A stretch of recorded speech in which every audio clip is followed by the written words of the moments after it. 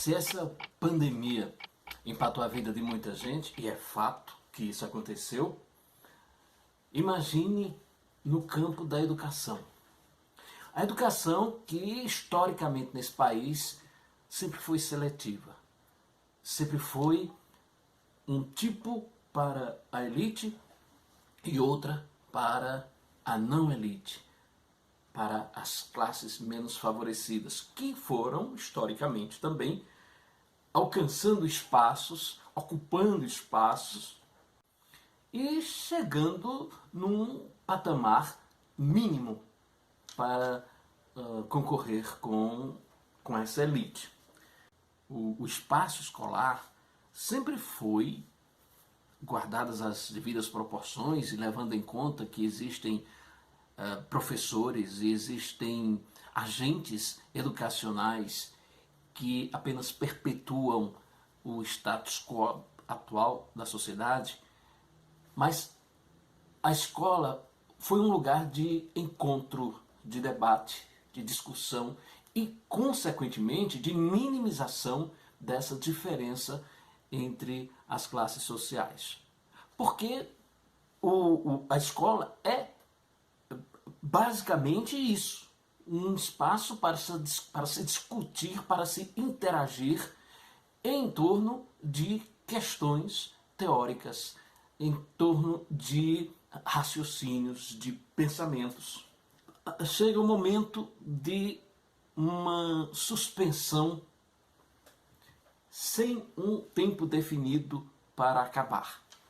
Uma suspensão dessas aulas. E aí acaba essa possibilidade de interação, essa possibilidade de haver uma troca de informações e essa minimização das diferenças.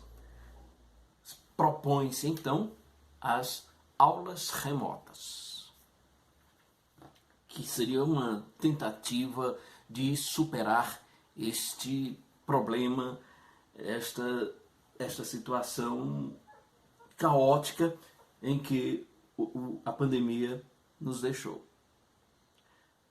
Aí aparecem os obstáculos.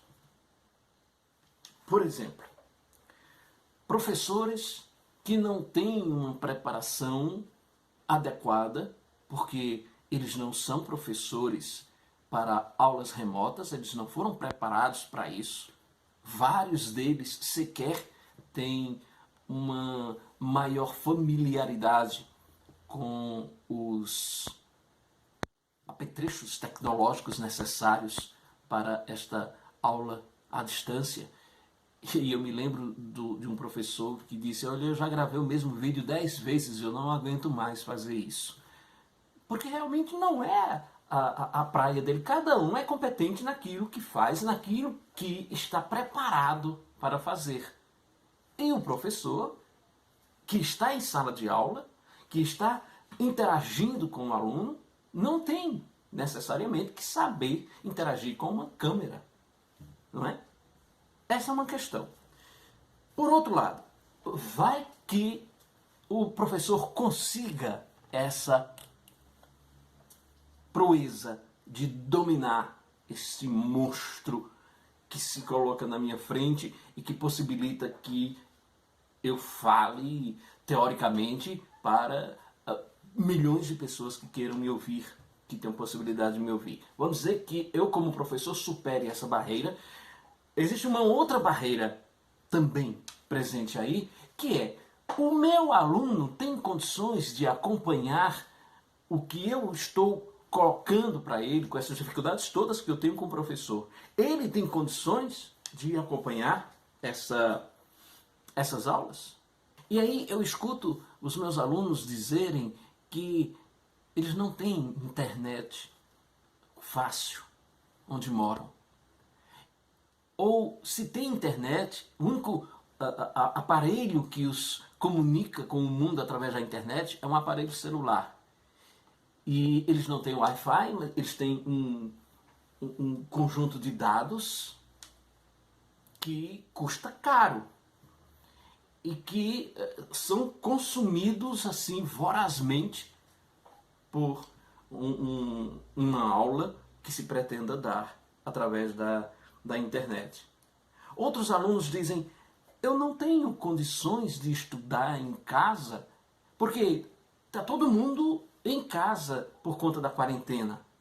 Então, é um ambiente que não me propicia o clima necessário para estudar, a concentração necessária para ler.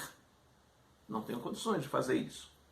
Outros dizem, a internet que chega no sítio onde eu moro, quando chega, é no alto de uma pedra ou é distante de casa, porque dentro de casa eu não consigo entrar em contato com a internet.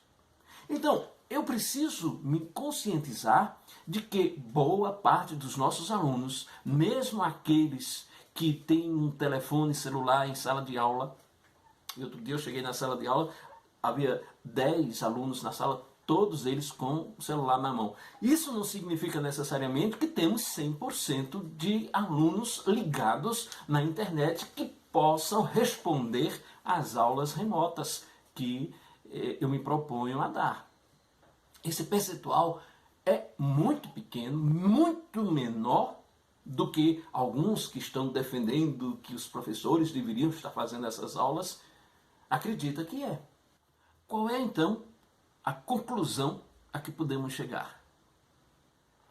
A educação, que sempre foi seletiva nesse país, que sempre estabeleceu uma barreira, um abismo entre as classes sociais, neste momento de pandemônio, neste momento em que foram necessárias medidas de isolamento, essas propostas de aulas remotas apenas reforçam essa seletividade, essa segregação.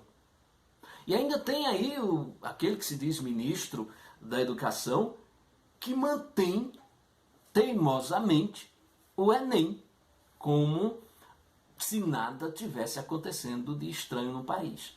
Como se fosse possível estudar para o Enem nessa pandemia, nessa loucura em que eu estou rascunhando para vocês. Nós temos aqui mais um reforço dessa segregação. No momento em que apenas uma classe social tem acesso à internet de qualidade, tem acesso a informações de qualidade através dos seus aparelhos e através da possibilidade e do silêncio e de todas aquelas condições que as outras classes não têm, no momento em que eles têm esse privilégio e o Enem vai acontecer, automaticamente, quem serão os privilegiados, os aprovados, os melhor colocados neste evento? Então você percebe que a situação proposta de aula remota carrega em si uma grande quantidade de empecilhos, de obstáculos. E não é porque eu estou querendo cair fora ou lavar as mãos, apesar de ser um ato cada vez mais necessário, mas simbolicamente eu não estou querendo lavar as mãos. Eu, como professor, eu tentei inclusive fazer isso. Antes que a própria universidade fizesse a proposta de uma plataforma específica, eu tentei continuar as aulas de literatura do curso de letras de uma forma que talvez a gente pudesse seguir adiante. Não funcionou. Simplesmente não funcionou, porque numa turma de 30, 35 alunos, eu tinha um acompanhamento de 8, 10 alunos. É justo a gente formar um grupinho de privilegiados que tem acesso à internet, que tem condições de acompanhar, enquanto a maioria fica à margem, só esperando a volta? O que a gente precisa é que a educação seja um caminho que possibilite mudanças, que possibilite o acesso de todos a um espaço igualitário de concorrência. Se isso não é possível, se alguma coisa proposta impede que isso aconteça em sua plenitude, essa coisa não é boa, não serve.